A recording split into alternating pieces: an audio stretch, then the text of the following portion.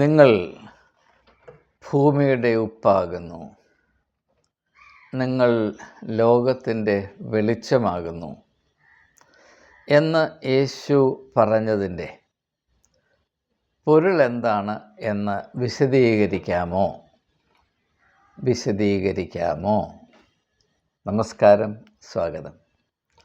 ഏതാനും മിനിറ്റുകൾക്ക് മുൻപ് എനിക്ക് ലഭിച്ച ഒരു ഫോൺ സന്ദേശമാണ് ഈ ഒരു ധ്യാനത്തിലേക്ക് നിങ്ങളെ സവിനയം, സസ്നേഹം, സസന്തോഷം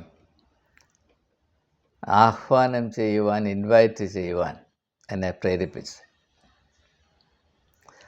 ഞാൻ ആദ്യമേ തന്നെ സൂചിപ്പിക്കട്ടെ, ഈ കാലത്ത് ഞാൻ പ്രാപിക്കുന്ന വലിയൊരു സന്തോഷം, അന്വേഷണ ബുദ്ധിയുള്ള സഹോദരി സഹോദരന്മാർ എന്നെ കോൺടാക്റ്റ് ചെയ്തിട്ട് ഇന്ന വിഷയം ഞങ്ങളെ അലട്ടുന്നുണ്ട്, അല്ലെങ്കിൽ അതിനെപ്പറ്റി അവ്യക്തത ഞങ്ങൾ അനുഭവിക്കുന്നു, അതിന് എന്തെങ്കിലും ഒരു വ്യത്യാസം വരത്തക്കവണ്ണം ഈ വിഷയം കൈകാര്യം ചെയ്യാമോ എന്നുള്ള ഒരു സമീപനമാണ്.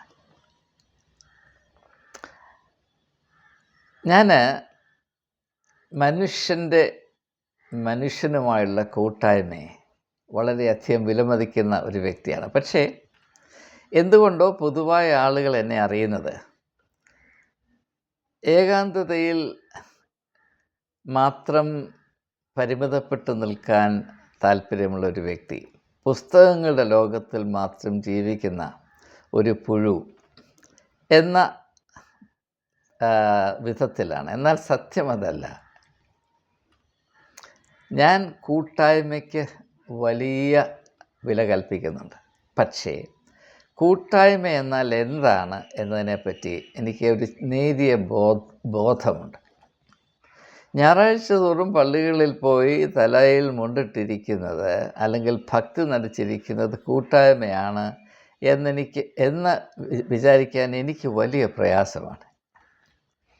ഞാൻ മറ്റൊരു കൂട്ടായ്മ അറിയുന്നു, അത് അതീവമായി ആസ്വദിക്കുന്നു, സന്തോഷിക്കുന്നു. അതെന്താണ്? അന്വേഷിക്കുന്നവരുടെ കൂട്ടായ്മ. ഞാൻ ആരാധിക്കുന്ന ആരാധനാലയത്തിൻ്റെ പേര് അന്വേഷണം എന്നുള്ളതാണ്. അവിടെ ആരാധിക്കാൻ ഞായറാഴ്ച വേണ്ട, അല്ലെങ്കിൽ ഞായറാഴ്ച മാത്രം പോരാ. അവിടെ ആരാധിക്കാൻ 7 ദിവസവും പോരാ. അതാണ് സത്യം. അങ്ങനെയുള്ള ആരാധനയുടെ അനുഭവങ്ങൾ ടെമ്പിൾ ഓഫ് തോട്ട്സ് എന്ന യൂട്യൂബ് കൂട്ടായ്മയിൽ കൂടെ വർദ്ധിച്ചു കൊണ്ടേയിരിക്കുന്നു എന്നത് എന്നെ സംബന്ധിച്ചിടത്തോളം പ്രത്യേകമായി എടുത്തു പറയേണ്ട ഒരു സന്തോഷമാണ്. ഇതാണ് വലിയ വിരുന്ന്, രാജകീയ വിരുന്ന് എന്ന് യേശു ഉപമയിൽ കൂടെ സൂചിപ്പിക്കുന്നുണ്ട്. രാജാവ് വിരുന്നൊരുക്കുന്നു.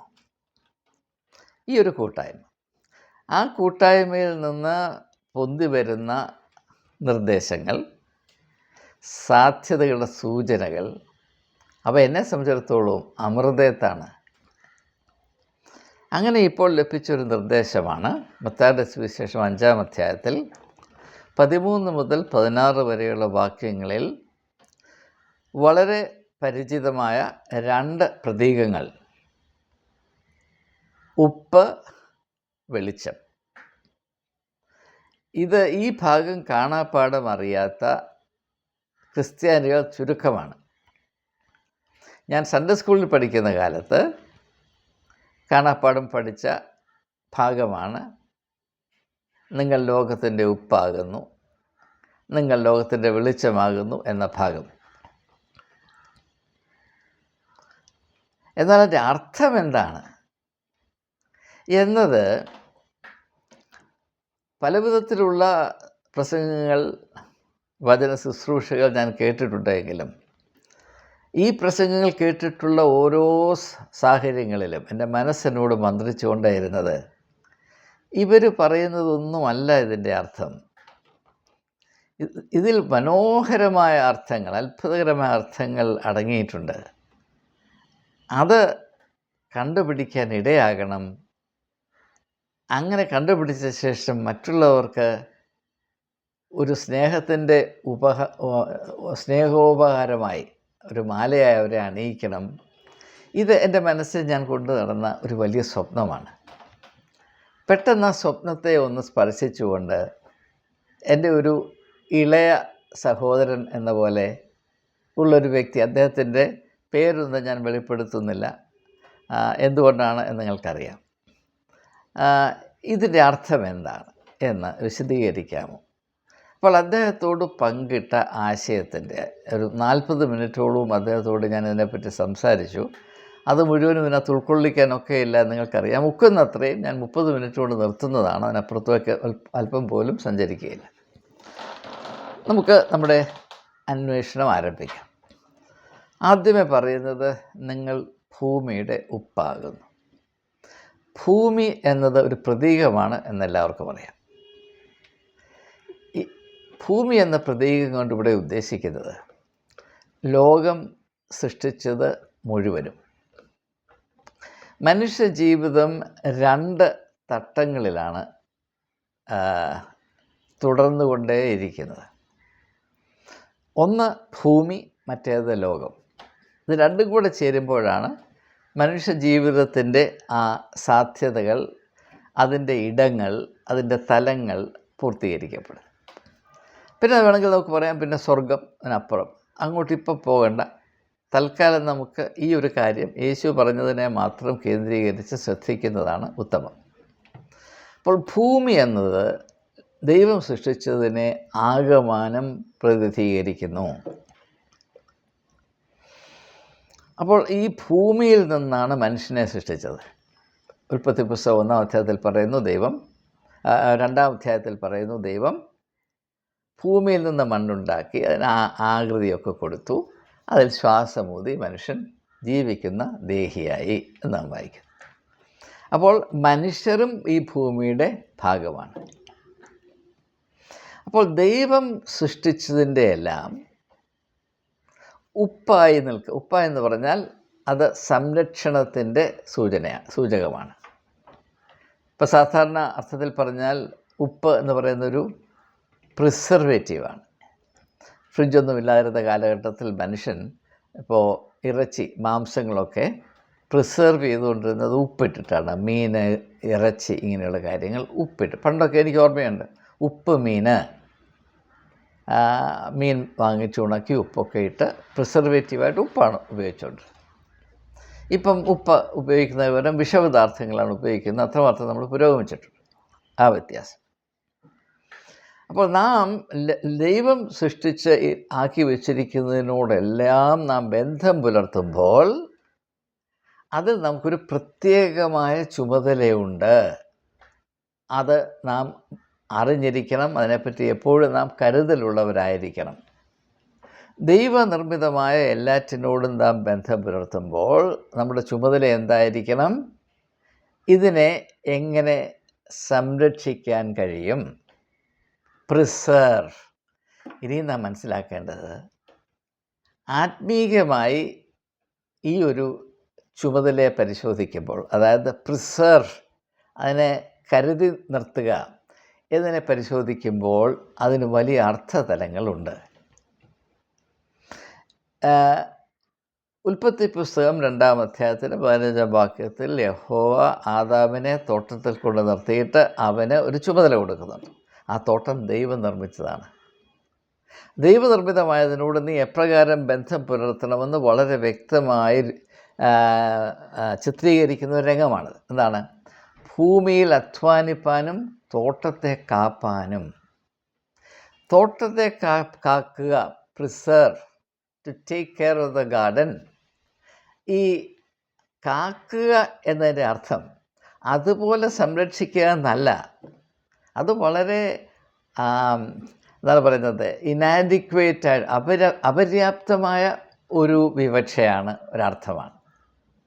നാം എന്തിനെയെങ്കിലും സംരക്ഷിക്കണമെന്ന് യഥാർത്ഥത്തിൽ താല്പര്യപ്പെടുന്നുവെങ്കിൽ, ദൈവനിർമ്മിതമായ എന്തിനെയെങ്കിലും കാപ്പാൻ താല്പര്യപ്പെടുന്നുവെങ്കിൽ അതിന് ഉണ്ടാകേണ്ട പരിഗണന, അതിൻ്റെ വില വർദ്ധിപ്പിക്കുക എന്നുള്ളതാണ്. ഉദാഹരണം പറഞ്ഞാൽ, താലന്തുകളുടെ ഉപമയിൽ യജമാനൻ തൻ്റെ താലന്തുകളെ വേലക്കാരെ ഏൽപ്പിക്കുന്നു. അവരതിനെ എങ്ങനെയാണ് കാക്കുന്നത്? 2 വിധത്തിലുണ്ട്. ഒന്ന്, അതുപോലെ കാത്തു. 2, വില വർദ്ധിപ്പിച്ചു. അതാണ് കാക്കുക എന്ന് പറഞ്ഞ അർത്ഥം.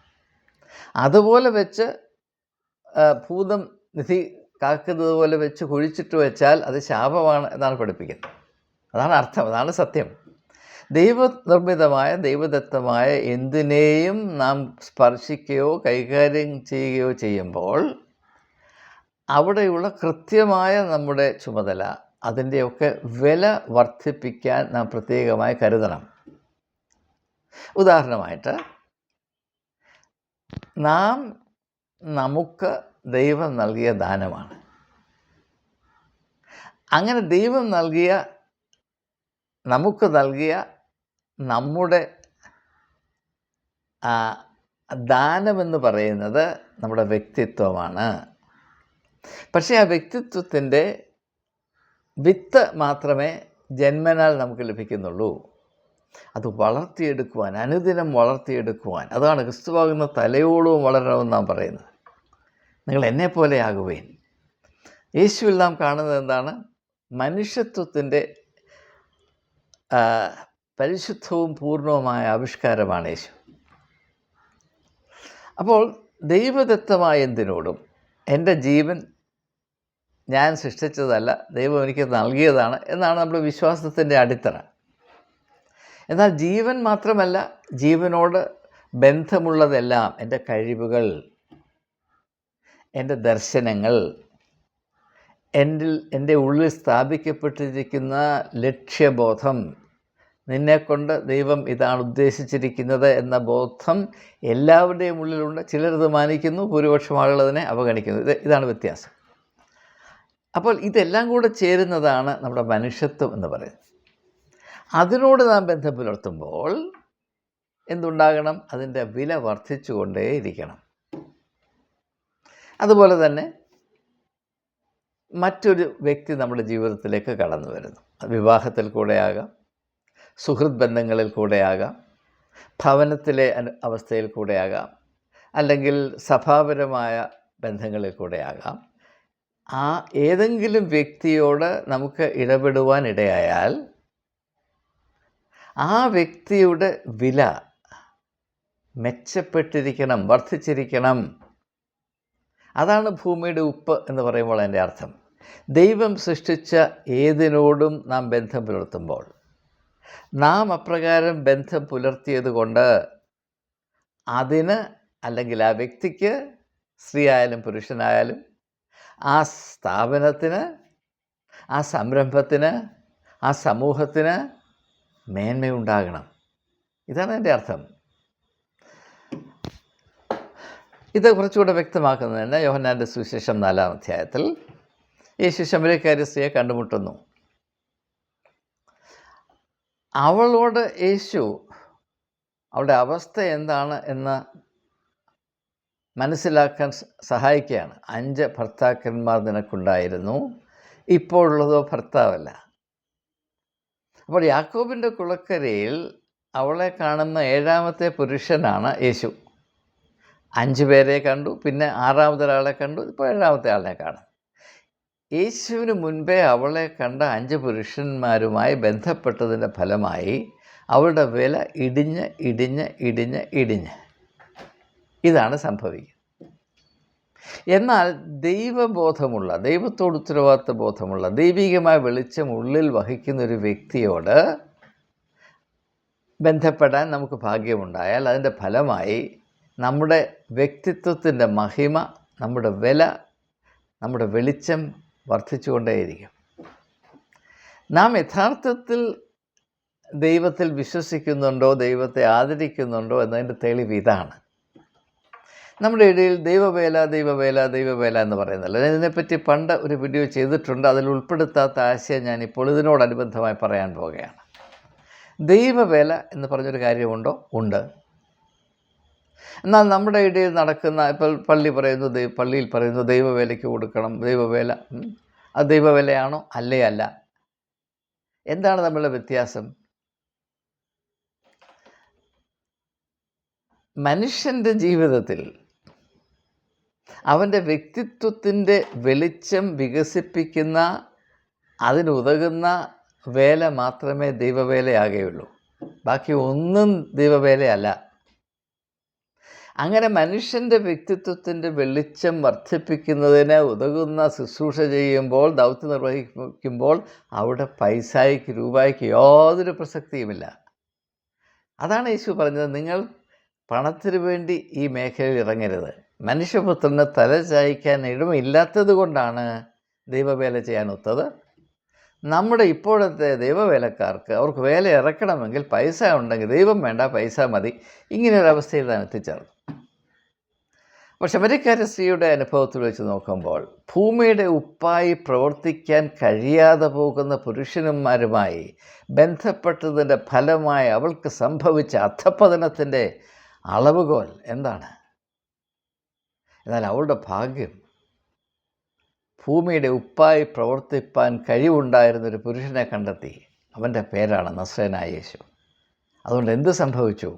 അവളുടെ വ്യക്തിത്വത്തിൽ വരുന്ന മാറ്റം നിങ്ങൾ ശ്രദ്ധിക്കണം. അതുവരെ നാണിച്ചാരെയും കാണാൻ, ആരുടെ മുഖത്ത് നോക്കാൻ ധൈര്യപ്പെടാതെ, ആരുമില്ലാത്ത സമയത്ത് വന്ന് യാക്കോബിൻ്റെ കുളത്തിൽ നിന്ന് വെള്ളം കോരി തടി തപ്പാമെന്ന് മാത്രം കരുതി ജീവിച്ച് പ്രവർത്തിച്ച് അങ്ങനെ ജീവിക്കേണ്ട ശാപത്തിന് അടിമയാത്തീർന്നൊരു വ്യക്തി ഇതാ ഒരു നേതാവായി മാറുകയാണ്. അതാണ് രൂപാന്തരം എന്ന് പറയുന്നത്. അവളുടെ മുഖത്ത് നിങ്ങളൊന്ന് ശ്രദ്ധിച്ചാൽ, അവളുടെ മുഖത്ത് നോക്കുവാൻ നിങ്ങൾക്ക് തൻ്റെ ഇടമുണ്ടെങ്കിൽ നിങ്ങൾക്ക് വെളിച്ചം കാണാൻ കഴിയും. അതാണ് ഭൂമിയുടെ ഉപ്പായി പ്രവർത്തിച്ചാൽ ഇങ്ങനെ സംഭവിക്കും. ഇതിനെപ്പറ്റി ഒത്തിരി കാര്യങ്ങൾ പറയാനുണ്ട്. എങ്കിലും സമയത്തിൻ്റെ പരിമിതി കൊണ്ട് ഞാൻ ഈ ഭാഗം മാറ്റിയിട്ട് അടുത്തതായി, നിങ്ങൾ ഭൂമിയുടെ ഉപ്പ് എന്ന് മാത്രമല്ല, നിങ്ങൾ ലോകത്തിൻ്റെ വെളിച്ചമാണ്. ഭൂമിയും ലോകവും തമ്മിലുള്ള വ്യത്യാസം എന്താണ്? ഞാൻ സൂചിപ്പിച്ചതുപോലെ ഭൂമി ദൈവത്തിൻ്റെ സൃഷ്ടിയാണ്. നമ്മളാരും ഭൂമി സൃഷ്ടിച്ചില്ല. നമ്മൾ ഭൂമിയെ അവകാശമാക്കുന്നുണ്ട്. അത് നമുക്ക് ബോധമില്ലാത്തത് കൊണ്ടാണ്. ആരുടെയും അവകാശം ഈ ഭൂമി ഒരിക്കലും അംഗീകരിക്കുന്നില്ല. കാരണം ഈ വലിയ അവകാശമൊക്കെ സ്ഥാപിച്ചിട്ട് നമ്മൾ ഇതിനകത്തോട്ട് അങ്ങ് അലിഞ്ഞ് ചേരുകയാണ്. മനുഷ്യ, നീ മണ്ണാകുന്നു, നീ മണ്ണിലേക്ക് മടങ്ങിപ്പോകും.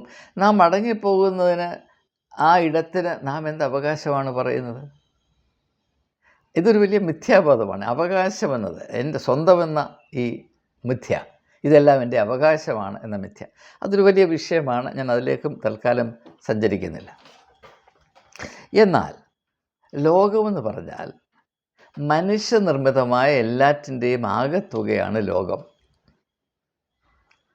മനുഷ്യൻ സംസ്കാരങ്ങളെ സൃഷ്ടിക്കുന്നു, മനുഷ്യൻ രാഷ്ട്രങ്ങളെ സൃഷ്ടിക്കുന്നു, മനുഷ്യൻ സ്ഥാപനങ്ങളെ സൃഷ്ടിക്കുന്നു, മനുഷ്യൻ വലിയ വലിയ നേട്ടങ്ങൾ ഈ ഭൂമിയുടെ മുഖത്ത് സൃഷ്ടിച്ചു വയ്ക്കുന്നു. മനുഷ്യൻ പുരോഗമിക്കുന്നു, ഗമിക്കുന്നു, പതിക്കുന്നു, നിൽക്കുന്നു, മറ്റുള്ളവരെ വീഴ്ത്തുന്നു, മറ്റ് ഗ്രഹങ്ങളിലേക്കൊക്കെ പോകും. ഇതൊക്കെ ലോകമാണ്. മനുഷ്യനിർമ്മിതമായ, മനുഷ്യ അധ്വാനത്തിൻ്റെ ഫലമായി ഈ ഭൂമിയുടെ പരപ്പിൽ എന്തൊക്കെ സ്ഥിതി ചെയ്യുന്നുണ്ടോ അതിൻ്റെ ആകെത്തുകയുടെ പേരാണ് ലോകം എന്നുള്ളത്. ഈ ലോകത്തിൽ എപ്പോഴും ക്രിയേറ്റ് ചെയ്യുന്നത് മനുഷ്യൻ്റെ ഇംഗിതമാണ്, ദ വിൽ ഓഫ് മാൻ. ഈ മനുഷ്യൻ്റെ ഇംഗിതം ഭൂമിയിൽ വിലപ്പോകത്തില്ല. നാം എത്രയൊക്കെ വലിയ മതിലൊക്കെ കെട്ടിയത് എൻ്റെ ഭൂമിയാണെന്ന് പറഞ്ഞാലും അതെൻ്റെ ഇംഗിതത്തിനൊത്ത് വഴങ്ങുന്നതല്ല. Whatever God has created will never be subjected to my will. എനിക്കതിനോട് അതിനോട് സഹകരിച്ച് പോകാനേ സാധ്യമാകുകയുള്ളൂ. അതാണ് അതിനോട് അധ്വാനിക്കണം എന്ന് പറയുന്നത്. അപ്പോൾ ലോകം എന്ന് പറയുമ്പോൾ അത് മനുഷ്യൻ്റെ അധ്വാനത്തിൻ്റെയും നേട്ടങ്ങളുടെയും ഇടമാണ്. ഇവിടെ ഒരു പ്രശ്നമുണ്ട്.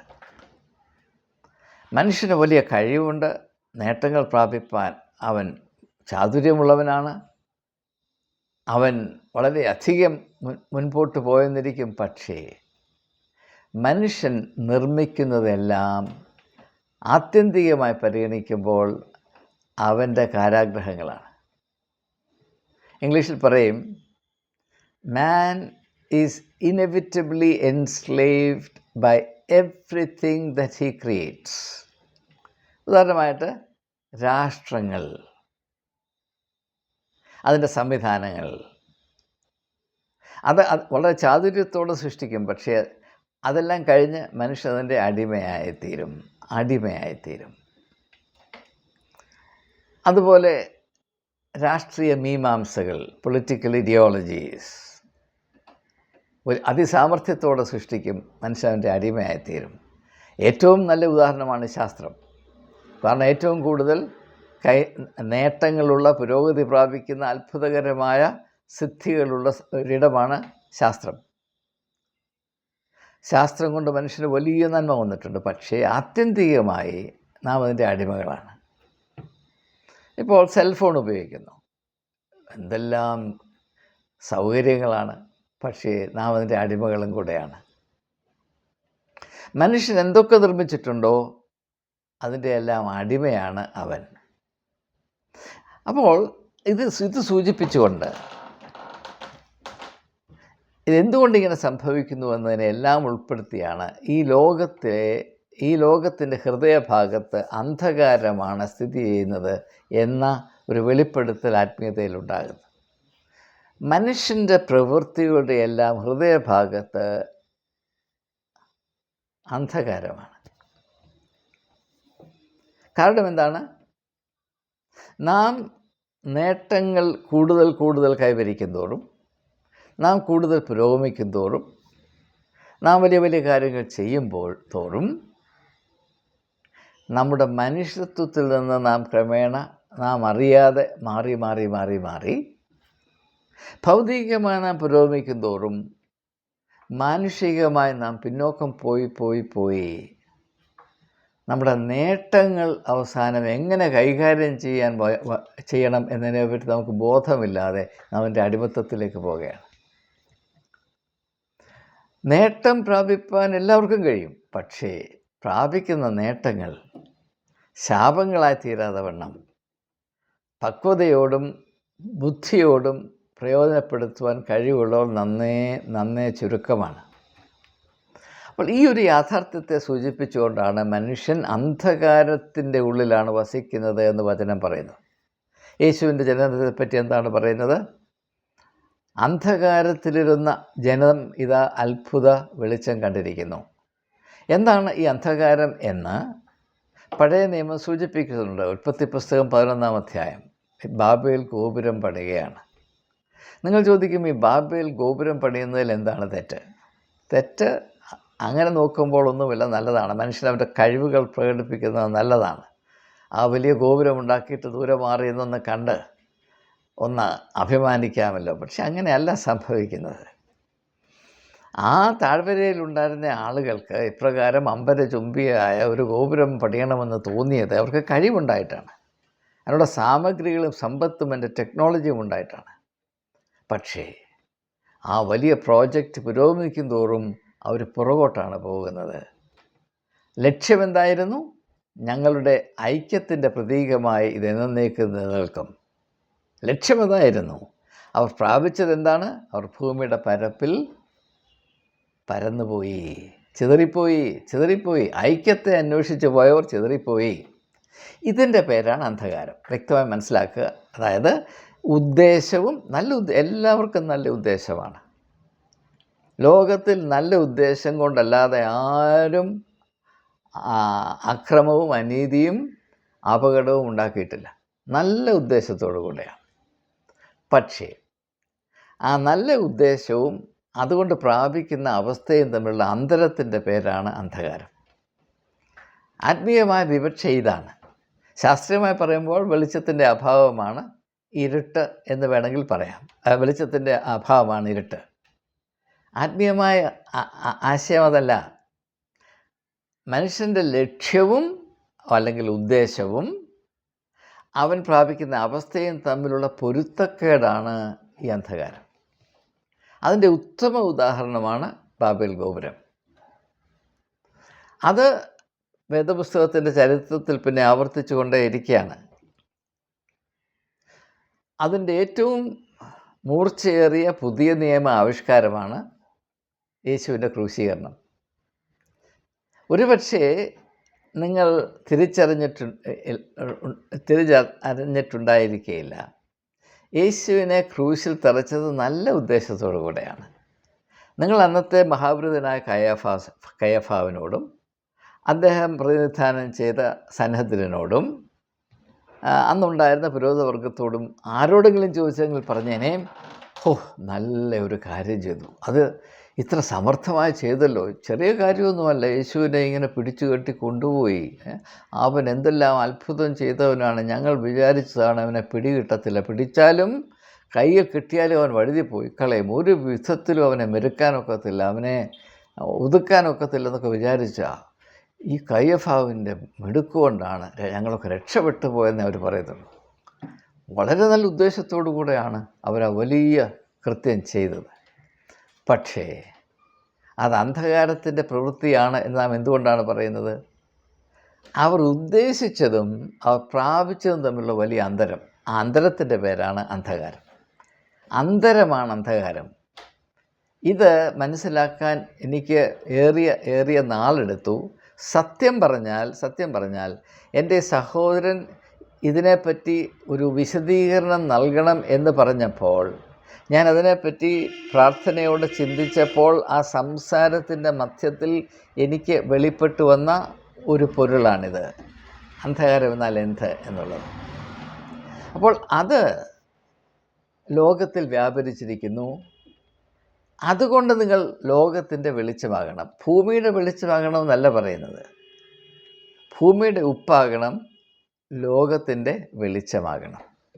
അപ്പോൾ മനുഷ്യൻ്റെ വലിയ നേട്ടങ്ങളുടെ മധ്യത്തിൽ അവൻ്റെ നേട്ടങ്ങൾ കൊണ്ട് അവൻ്റെ മനുഷ്യത്വം ശ്വാസം മുട്ടി മരിക്കും എന്നത് അനിവാര്യമായ ഒരു യാഥാർത്ഥ്യമാകയാൽ, അതിന് യാതൊരു മാറ്റവുമില്ലാത്തൊരവസ്ഥയാകയാൽ അത് തിരിച്ചറിഞ്ഞുകൊണ്ട് ആ സാഹചര്യങ്ങളിലെല്ലാം വെളിച്ചമായി നിൽക്കുവിൻ. എന്താണ് വെളിച്ചം? ഉദ്ദേശവും പ്രാപിക്കുന്നതും തമ്മിലുള്ള ഐക്യമാണ്. അത് സംഭവിക്കണമെങ്കിൽ ലൗകികമായ ഒരു മർമ്മം കൊണ്ടും സാധ്യമല്ല. ലൗകികമായ മർമ്മത്തിൻ്റെ ആധികാരിക സ്വഭാവം എന്താണ്? ലക്ഷ്യവും പ്രാപ്തിയും തമ്മിലുള്ള പൊരുത്തക്കേടാണ് ഈ ലോകത്തിൻ്റെ ഏറ്റവും ആധികാരികമായ സ്വഭാവം. The hallmark of everything worldly is the irreducible, inevitable incompatibility, shall we say, the repulsion between the intention and the effect. നിങ്ങൾ ചരിത്രത്തിൻ്റെ ഏതെല്ലാം വലിയ വലിയ സംരംഭങ്ങളുണ്ട് പരിശോധിച്ച് നോക്കൂ, ഉദ്ദേശിച്ചിടത്ത് ഒന്നും ചെന്ന് എത്തിയിട്ടില്ല. ഹിറ്റ്ലറിൻ്റെ കഥയാണെങ്കിലും നെപ്പോളിയൻ്റെ അനുഭവമാണെങ്കിലും അലക്സാണ്ടർ ചക്രവർത്തിയുടെ കാലമാണ്, ഇവരൊക്കെ വലിയ വലിയ ആളുകളാണല്ലോ.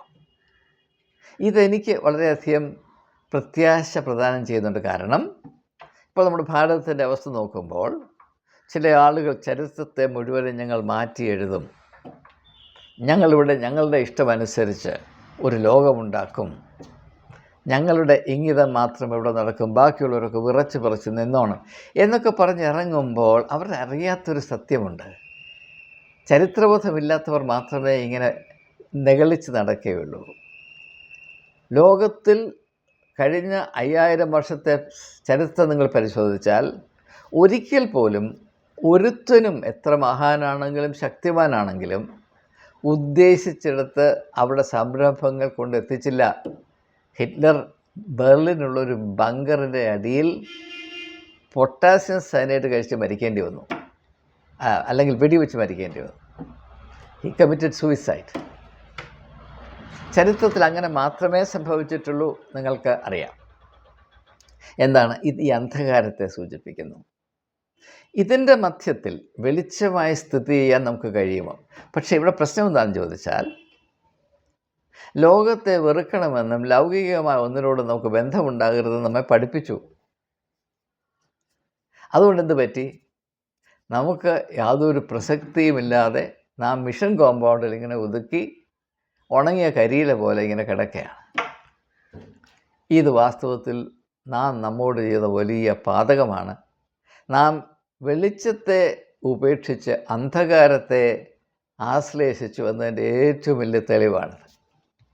യേശുവിൻ്റെ പേരിൽ, ലോകത്തിൻ്റെ വെളിച്ചമെന്ന് പറയുന്ന യേശുവിൻ്റെ പേരിൽ സ്ഥാപിക്കപ്പെട്ടതെല്ലാം വെളിച്ചത്തെ ഉപേക്ഷിച്ച് അന്ധകാരത്തിന് സ്വയം കീഴ്പ്പെട്ടു എന്നതിൻ്റെ തെളിവാണ്. ലോകത്തെ വെറുത്ത് അവിടെ എനിക്ക് യാതൊരു ചുമതലയുമില്ല, അവിടെയുള്ളതെല്ലാം ശാപമാണ്, ഞാൻ വിശുദ്ധനാണ്, ഞാനതുകൊണ്ട് ലോകത്തിൻ്റെ കറ പുരളാൻ എനിക്ക് മനസ്സില്ല, എനിക്ക് സ്വർഗത്തിൽ പോകേണ്ടതാണ് എന്ന് പറഞ്ഞ് ഇരിക്കുന്ന ഈ ഒരു അല്പത്തരത്തിൻ്റെ അവസ്ഥ. ആ അല്പത്തരത്തിൽ വലിയ രാജാക്കന്മാരായി നടക്കുന്ന ആളുകൾ സഭ കൊണ്ടോ അതിന് സംബന്ധമായ പ്രസ്ഥാനങ്ങൾ കൊണ്ടോ, രാഷ്ട്രങ്ങൾ കൊണ്ടോ രാഷ്ട്രീയം കൊണ്ടോ അത് സംബന്ധമായ സ്ഥാപനങ്ങൾ കൊണ്ടോ, മനുഷ്യനിർമ്മിതമായ വലിയ വലിയ ഉപാധികൾ കൊണ്ടോ ആരും ആശ്വാസം കണ്ടെത്തുന്നില്ല. എല്ലാവരും ഇതുകൊണ്ട് ബുദ്ധിമുട്ടിലാണ്. ഇത് മനസ്സിലാക്കിയിട്ടാണ് യേശു പറയുന്നത്, അധ്വാനിക്കുന്നവരും ഭാരം ചുമക്കുന്നവരുമായുള്ളവരെ നിങ്ങൾ എല്ലാവരും എൻ്റെ അടുക്കൽ വരുവിൻ, ഞാൻ നിങ്ങളെ ആശ്വസിപ്പിക്കും. എന്താണ് ഈ ആശ്വാസം? ലക്ഷ്യവും അവസ്ഥയും തമ്മിലുള്ള ആ സമന്വയമാണ്, അവ ഒന്നായിത്തീരുന്നതാണ്. അത് ഈ ലോകത്തിന് തരുവാൻ സാധ്യമേ അല്ല. രണ്ട് വഴിയിൽ ഞാൻ സഞ്ചരിച്ചവനാണ്. എനിക്ക് മനസ്സിലായി, ഈ ലോകത്തിൻ്റെ വഴിയുള്ള യാത്രയിൽ അന്ധകാരം മൂർച്ഛിച്ചു വരികയുള്ളൂ. ഇവിടെ ഭാവിയില്ല, നമുക്ക് മുൻപോട്ട് പോകാൻ സാധ്യമല്ല. വെളിച്ചത്തിൻ്റെ ദിശ വേറൊന്നാണ്. ഇത് നാം വ്യക്തമായി മനസ്സിലാക്കേണ്ട കാര്യമാണ്. അപ്പോൾ ഭൂമിയുടെ ഉപ്പും ലോകത്തിൻ്റെ വെളിച്ചവും. അപ്പോൾ ഭൂമിയുടെ ഉപ്പാകുമ്പോൾ ദൈവനിർമ്മിതമായ എല്ലാറ്റിനോടും നാം ബന്ധം പുലർത്തണം. അങ്ങനെ ബന്ധം പുലർത്തുന്നതിൻ്റെ ഫലമായി അതിൻ്റെ മേന്മ, അതിൻ്റെ വില വർദ്ധിക്കണം. ഞാൻ സെൻറ്റ് സ്റ്റീഫൻസ് കോളേജിൻ്റെ ചുമതല ഏറ്റെടുത്തപ്പോൾ ഞാൻ എന്നോട് പറഞ്ഞ, ദൈവത്തെ സാക്ഷി നിർത്തി എന്നോട് പറഞ്ഞൊരു കാര്യമുണ്ട്. എന്താണ്? നീ ഇത് കൈമാറ്റം ചെയ്യുമ്പോൾ, അടുത്ത ആളിന് നീ ഇത് കൈമാറ്റം ചെയ്യുമ്പോൾ, ഏതവസ്ഥയിൽ നീ ഈ സ്ഥാപനത്തെ കണ്ടോ അതിൻ്റെ മേന്മ എത്രയും അധികം വർദ്ധിപ്പിക്കാമോ അത് നീ ചെയ്തിരിക്കണം. അതിനുവേണ്ടി എന്ത് ത്യാഗവും എന്ത് നഷ്ടവും സഹിപ്പാൻ തയ്യാറാകണം. കൃപയാൽ അത് ചെയ്യുവാൻ, ആ ദൗത്യം നിർവഹിപ്പാൻ ഇടയായതിൽ എൻ്റെ മനസ്സിന്നും സന്തോഷവും നന്ദിയും കൊണ്ട് നിറഞ്ഞിരിക്കുകയാണ്. ഈ ഒരു ദർശനമില്ലെങ്കിൽ എന്ത് സംഭവിക്കും? കസേര എൻ്റേതാണ്, അവിടെ ഇരുന്നാൽ എനിക്ക് മറ്റാർക്കുമില്ലാത്ത ആനുകൂല്യം പ്രാപിപ്പാൻ ഒക്കും, എൻ്റെ ഇംഗിതം എല്ലാവരുടെയും തലയിൽ അടിച്ചേൽപ്പിക്കാം, പിന്നെ എത്രയും പെട്ടെന്ന് എനിക്ക് കുബേരനാകാം. ഇതിനപ്പുറത്ത്, ഇത് അന്ധകാരത്തിൻ്റെ ചിന്തകളാണ്. ഇതിനപ്പുറത്ത് പോകുവാൻ എന്തുകൊണ്ടാണ് മത നേതാക്കന്മാർക്ക്, പുരോഹിതന്മാർക്ക്, പരിശുദ്ധന്മാരെന്ന് പറഞ്ഞു നടക്കുന്ന ആൾക്ക് കഴിയാത്തതെന്ന് ചോദിച്ചാൽ അവരുടെ ഉള്ളിൽ അന്ധകാരമാണ് എന്ന് മാത്രമാണ് എൻ്റെ യാഥാർത്ഥ്യം. അപ്പോൾ അവർ ഭൂമിയുടെ ഉപ്പായിട്ടല്ല, അവർ ഉപ്പ് വിറ്റ് ലാഭമുണ്ടാക്കുന്നവരായിട്ടാണ്, അതാണ് തങ്ങളുടെ ജോലി എന്ന് തെറ്റിദ്ധരിച്ചിരിക്കുന്നവരാണ്. ലോകത്തിൻ്റെ വെളിച്ചമെന്ന് പറഞ്ഞാൽ ലോകത്തെ ഒരു വിധത്തിലും തിരസ്കരിക്കാൻ നമുക്ക് അവകാശമില്ല, അതിനെതിരെ മുഖം തിരിയാൻ നമുക്ക് അവകാശമില്ല. God so love the world, ദൈവത്തെ സ്നേഹിച്ചു, അതുകൊണ്ട് തന്നെ മകനെ അയച്ചു, ലോകത്തിലേക്കാണ് അയച്ചത്. അതുകൊണ്ട് നമ്മുടെ ദൗത്യം ഈ ലോകത്തിലാണ്. അങ്ങനെയെങ്കിൽ ലോകത്തിൻ്റെ ഏറ്റവും കാതലായ മർമ്മം, അതിൻ്റെ പേരാണ് അന്ധകാരം. ആ അന്ധകാരത്തിന് വ്യത്യാസം വരുന്ന വിധത്തിൽ ലോകത്തിൻ്റെ എല്ലാ മേഖലകളിലും പ്രവർത്തിപ്പാൻ നമുക്കൊരു കടമയുണ്ട്. അതിൻ്റെ പേരാണ് ദൈവവേല എന്നുള്ളത്. ഇവിടെ അന്ധകാരം രാജത്വം ചെയ്യുന്നു, അവിടെ അന്ധകാരത്തിന് പകരം വെളിച്ചമായി നിൽക്കാൻ നിനക്ക് കഴിയുമോ? കഴിയണം. ദൈവകൃപയിൽ നീ ആശ്രയിച്ച് അതിൽ അടങ്ങിയിരിക്കുന്ന അച്ചടക്കത്തെ അനുസരിച്ച് നീ ഒരു മേഖലയിൽ പ്രവർത്തിക്കുമെങ്കിൽ അവിടെ അന്ധകാരമല്ല, അവിടെ വെളിച്ചമുണ്ടായിരിക്കും. അതാണ് യേശു പറഞ്ഞത്, നിങ്ങൾ ലോകത്തിൻ്റെ വെളിച്ചമാകുന്നു. ആദ്യം പറയുന്നു, ഞാൻ ലോകത്തിൻ്റെ വെളിച്ചമാകുന്നു, യോഹന്നാൻ്റെ സുവിശേഷം 9-ാം അധ്യായത്തിൻ്റെ 5-ാം വാക്യം. അതിനുശേഷം യേശു പറയുന്നു, നിങ്ങൾ ലോകത്തിൻ്റെ വെളിച്ചമാണ്. അത് രേഖപ്പെടുത്തിയിരുന്നത് നമുക്കറിയാം, മത്തായിയുടെ സുവിശേഷം 5-ാം അധ്യായത്തിൻ്റെ 14-ാം വാക്യം. ഇതെല്ലാം നാം കൂട്ടിച്ചേർത്ത് വായിക്കുമ്പോൾ ഇതിൻ്റെ പൊരുൾ മനോഹരമായി വെളിപ്പെട്ടു വരികയാണ്. അപ്പോൾ ഭൂമിയുടെ ഉപ്പ് എന്ന് പറഞ്ഞാൽ എന്താണെന്നും ലോകത്തിൻ്റെ വെളിച്ചം എന്നാൽ എന്താണെന്നും ഈ രണ്ട് ആശയങ്ങൾ തമ്മിലുള്ള പൊരുത്തം എന്താണെന്നും ഏകദേശം വെളിപ്പെട്ടു വന്നു എന്ന ഒരു പ്രതീക്ഷയിൽ ഇത് പറഞ്ഞ് ഫലിപ്പിക്കുന്നതിൽ എനിക്ക് പറ്റിയ കഴിവുകേട്, ഇന്നാഡിക്വസീസ് ദയവായി പൊറുക്കണമേ.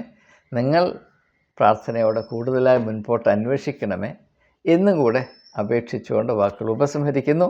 ഈ ചോദ്യം എന്നോട് ചോദിച്ച എൻ്റെ സുഹൃത്തിനോടുള്ള ആഴമേറിയ സ്നേഹവും നന്ദിയും അറിയിക്കുകയും ചെയ്യുന്നു. ദൈവകൃപ എല്ലാവരുടെ മേലും നിരന്തരമായി ഉണ്ടായിരിക്കട്ടെ. അന്ധകാരത്തിൻ്റെ മധ്യത്തിൽ വെളിച്ച സ്രോതസ്സുകളായി പ്രവർത്തിപ്പാൻ നമുക്കേവർക്കും ഇടയാകട്ടെ. ആമേൻ.